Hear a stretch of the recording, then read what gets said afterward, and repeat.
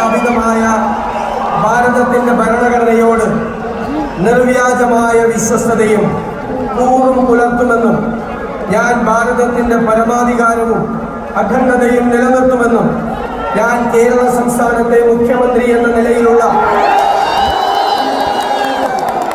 വിശ്വസ്തയോടും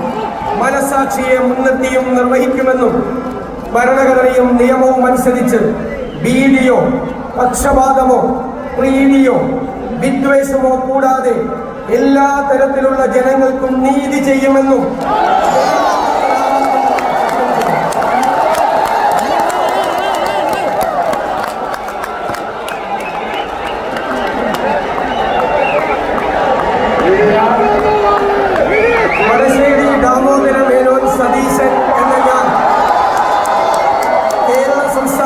മുഖ്യമന്ത്രി എന്ന നിലയിൽ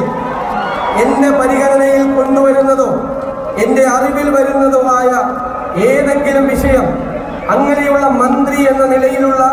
എന്റെ കർത്തവ്യങ്ങളുടെ മുറപ്രകാരമുള്ള നിർവഹണത്തിന് ആവശ്യമാകുന്നത് ഒഴികെ ഞാൻ ഏതെങ്കിലും ആളുകൾക്കോ നേരിട്ടോ നേരിട്ടല്ലാതെയോ അറിയിച്ചു കൊടുക്കുകയോ വെളിപ്പെടുത്തി കൊടുക്കുകയോ ചെയ്യുകയില്ലെന്ന് ദൈവത്തിന്റെ നാമത്തിൽ